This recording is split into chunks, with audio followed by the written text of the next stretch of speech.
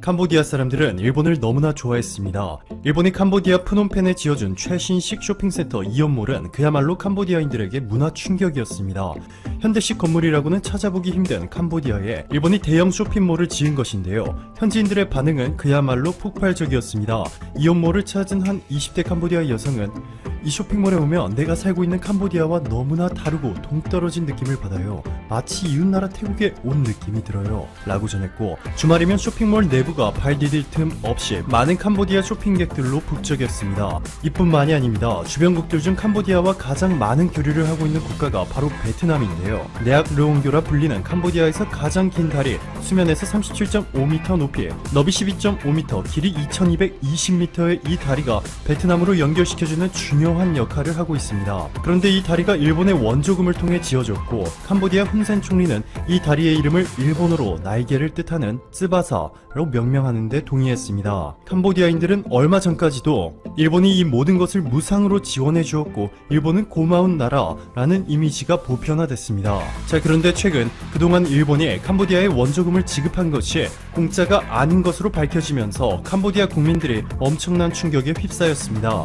2차 세계대전 기간 동안 일본은 캄보디아를 포함해 싱가포르, 인도네시아 등 수많은 동남아 국가들도 식민 지배하며 온갖 자원들을 약탈해갔습니다. 당시 캄보디아에는 노르돔 시아누크가 군주로 있었지만 실질적으로 허수아비였고 일본 제국 군대가 나라를 운영해 일본의 괴뢰 국가라고 불렸습니다. 2차 세계대전에서 참패한 일본은 대부분의 국가에 전쟁 배상금을 물었는데 캄보디아는 전혀 받지 못했습니다. 단 한 푼도 말이죠. 즉 그동안 일본의 주특기인 언론 통제를 통해 캄보디아인들의 생각도 컨트롤해왔던 것이죠. 자, 그런데 최근 한국과 일본의 운명이 완전히 바뀌어버렸습니다. 일본은 코로나 방역 실패에 이어 모리토모 학원 스캔들, 벚꽃 스캔들, 가케 학원 스캔들에 이어 최근에는 최측근의 부정선거와 아베 내각의 각종 부정행각들을 덮어주기 위한 핵심 인물이었던 쿠로카와 차기 검찰총장이 불법 도박을 한 것이 적발되면서 파문이 커지자 정권 교체를 우려한 자민당은 결국 아베 총리를 사임시키도록 결정했습니다. 표면상으로는 아베 총리의 건강 이상설이지만 이미 뉴욕타임스와 호사카 유지 교수의 분석이 공개되면서 건강 이상설은 단지 쇼였던 것으로 드러났습니다. 일본의 내부 상황이 이렇게 망가져 버린 데다가 그나마도 펼쳐왔던 외교 전략이 100% 미국만을 위한 것이었다 보니 가장 가파른 속도로 경제 성장을 이루고 있는 동남아 국가들에서 일본의 영향력은 빛의 속도로 추락해버렸습니다. 반면 한국은 고도의 외교 전략을 통해 G2인 미국과 중국 사이에서 완벽한 균형을 맞췄을 뿐만 아니라 동남아 시장에서 가장 영향력이 강한 국가로 떠오르고 있습니다. 캄보디아도 예외가 아니죠. 대한무역투자진흥공사 코트라가 공개한 자료에 따르면 일본이 한국보다 낮은 관세로 캄보디아에 수출할 수 있는 품목은 고작 5개, 반면 한국은 10개나 됩니다. 더욱 놀라운 점은 일본이 한국보다 낮은 FTA 관세율을 획득한 품목은 중고 냉장차, 모바일 관리 제품 정도인 반면 한국이 우위를 점한 품목은 스마트폰, 전기회로, 특수 목적 차량, 기계류, 네일, 전자조립 기계 부품 등 거래 규모가 크고 부가가치가 매우 높은 품목들입니다. 일본과 비교해서 한국이 압도적으로 유리한 조건으로 캄보디아와 무역을 하고 있다는 것인데요. 최근에는 이러한 일본과의 격차를 완벽하게 더 버려놓을 FTA 2차 공식 협상을 가졌습니다. 단순히 무역 관세율을 얼마나 인하할지 논의한 것이 아니라 한국과 캄보디아가 원산지, 상품 통관 및 무역 원활화, 경제협력, 총칙까지 총 5개 분야를 획기적으로 개선하는 데 의견을 모았습니다. 이것이 끝이 아닙니다. 캄보디아에 가장 많이 투자한 국가 순위에서 한국이 일본보다 무려 2배 이상이나 많은 5조 5천억 원을 기록하며 2위를 기록했습니다. 더 놀라운 점은 한국이 캄보디아 금융시장까지 완전히 꽉 잡아버렸다는 것인데요. 전북은행은 캄보디아의 대규모 공공은행인 프놈펜 상업은행을 아예 인수해버렸고, KB국민은행은 캄보디아의 4개의 지점을 운영, NH농협은행은 캄보디아 대출 전문회사를 인수하고 농협 파이낸스 캄보디아를 공식 출범시켰습니다. 캄보디아가 한국의 문을 활짝 개방하는 동시에 일본과의 관계를 끊으려 한다고 봐도 무방할 정도인데요. 일본과 관계를 끊으려는 국가는 동남아뿐만이 아닙니다. 최고의 신혼여행지 인도양 섬나라 모리셔스에서 일본 선박의 좌초로 인한 기름 유출 사고 기억하실 겁니다. 관광산업이 절대적으로 높은 비중을 차지하고 있는 작은 섬나라 모리셔스가 악취나는 기름으로 둘러싸이면서 그야말로 국가 비상사태에 빠졌는데 일본은 고작 전문가 6명을 파견하는 무책임한 태도를 보였습니다. 프랑스 대표 통신사 AF통신은 기름이 유출된 인근 해변에서 34마리의 돌고래가 죽거나 생명이 위태로운 상황이 벌어지자 모리셔스 주민들의 분노는 끌어올랐다. 모리셔스 전체 인구는 130만 명에 불과한데 도심 대성당 앞에 7만 5천 명이 모여 시위를 벌였다. 40년 만에 최대 규모의 시위다 라고 보도했습니다. 즉 수십만 명의 모리셔스인들의 생계가 위협받고 있고 모리셔스 총리는 사퇴해야 할 위기에 놓였습니다. 바로 일본 때문에 말이죠. 오늘도 감사합니다. 최고로 멋진 하루 보내시길 바랄게요. 지난 15일 이번 사태 속에서도 투표율 66.2%, 제21대 총선을 무사히 마쳤었죠. 최근 들어 한국에 살고 있어서 정말 행복하고 다행이다 라는 생각을 많이 하게 되는데 먼저 한국의 따뜻함을 보여주는 사례로 시작해보겠습니다.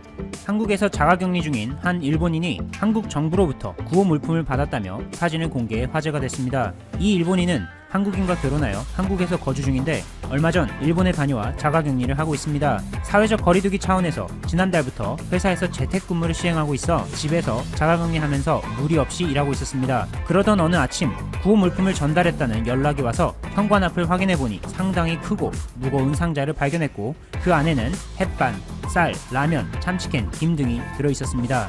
한국이 자가격리자에게 물품을 준다는 것은 SNS를 통해 알고는 있었는데 일본인인 자신까지 챙겨줄 줄은 몰랐다며 정말 감동적이고 감사하다고 전했습니다. 한편 현재 감염 확산이 심각한 상황이 놓인 일본에 대해서는 올림픽이 연기된 후에도 좋은 방향으로 가지 못하고 있는 것 같아 현재 정부의 대응에 비판적으로 생각하는 일본인이 많아지고 있다고 밝혔습니다. 특히 세탁하여 재사용이 가능하다는 첫 마스크, 일명 아베노 마스크 배포에 대해서는 국민의 세금을 낭비하고 있다는 비판이 많은데 실제로 제품 구입과 배송 등에 총 466억엔이 든다고 전해졌습니다. 교도통신이 실시한 여론조사에서 첫 마스크 배포에 대해 76.2%가 긍정적이지 않다고 평가했고 산케이신문 조사에서도 74.8%가 첫 마스크 지급에 대해 부정적이라고 답하는 등 아베노 마스크가 일본인의 약 4분의 3에게 외면받고 있는 실정입니다. 품귀 현상 속에 마스크 한 장 한 장이 아쉬운 상황이지만 예방 효과가 의심스러워 쓰지 않겠다는 것이 주된 이유죠. 그뿐만이 아닙니다. 일본에서는 지금 마스크 품귀에 약국이 골치를 앓고 있다는 소식도 전해졌습니다.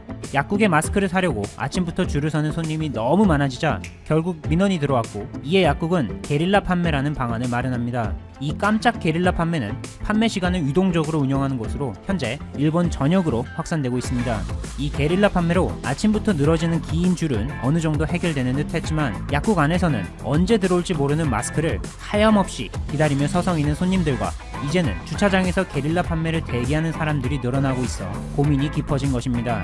일본 SNS상에서는 마스크를 착용하지 않는 것보다 오히려 매장에서 오래 대기하는 것이 감염 위험이 더 크다고 생각한다. 한국에서는 신분증으로 하고 있던데 의료보험 번호로 짝수, 홀수 등으로 조건을 나눠서 구입할 수 있게 하는 건 어떨까 등의 반응이 나왔습니다. 주민등록번호가 없는 일본은 한국의 마스크 오브제와 같은 대응 지침을 완벽하게 따라하기가 어렵겠지만 말이죠. 이렇게 한국과는 사뭇 다른 일본 정부의 안이하고 너무나도 늦은 대응과 함께 들으면 속이 터질 듯 답답하고 화가 나는 사례들도 나오고 있습니다. 지난 15일 NHK는 이번 사태의 확산이 지속되는 가운데 어린이집과 관련한 요코하마시의 문제적 대응에 대한 소식을 전해 충격을 주었습니다. 이 보도에 따르면 일본 요코하마시 가나가와구에 있는 사립 어린이집에서 일하던 20대 여성 교사가 지난달 30일부터 발열 등의 증상이 나타났고 지난 8일 최종 확진 판정을 받았습니다. 어린이집 측은 이 사실을 즉시 시에 보고하고 문을 닫으려 했지만 요코하마시는 감염된 교사가 최종 확진 판정을 받기 4일 전부터 출근하지 않았기 때문에 위험성이 높아진 것은 아니라며 확진 사실을 보호자들에게 알리지 않도록 요구했습니다. 또한 감염된 교사의 행동에 대한 조사가 끝날 때까지 계속 어린이집을 정상적으로 운영하도록 지시했지만 어린이집 측은 보호자들에게 확진자가 나온 사실을 메일로 알렸고 다음날 시의 지시에 따라 정상적으로 문을 열었으나 당연히 어린이집을 찾은 아이는 아무도 없었습니다. 요코하마시는 결국 그 다음날부터 어린이집을 휴원하도록 하면서 이번 대응에 대해 이렇게 해명합니다. 자신들의 대응은 후생노동성 지침에 따른 것으로 보육에 미치는 영향 등을 고려해 보호자들에게 알리지 말라고 한 것이다. 그런데 이번 사건에 대해 후생노동성 측은 조금 다르게 말하고 있습니다. 사실관계를 확인하고 있지만 어린이집은 밀접 접촉이 이루어지는 곳이기 때문에 보호자에게 필요한 정보를 신속하게 설명하고 임시 휴원 등을 검토했어야 했다라고 말이죠. 결국 하야시 후미코 요코하마 시장이 시의 대응에 문제가 있었음을 시인하고 다시는 이런 일이 생기지 않도록 주의한다고 밝혔는데 당시 아이들을 해당 어린이집에 맡겼던 부모들의 심정에 대해 한 번이라도 진지하게 생각해 본 적은 있는지 물어보고 싶네요. 이제는 일본인도 한국 정부와 비교하며 일본 정부를 비판하고 긴급 사태 선언 후 그동안 꼼꼼 숨겨져 왔던 일본의 참담한 실정이 하나 둘 수면 위로 올라오기 시작하면서 앞으로 얼마나 더 큰 충격적인 소식들이 세상에 전해질지 지켜보도록 하겠습니다. 감사합니다. 최국팀이었습니다.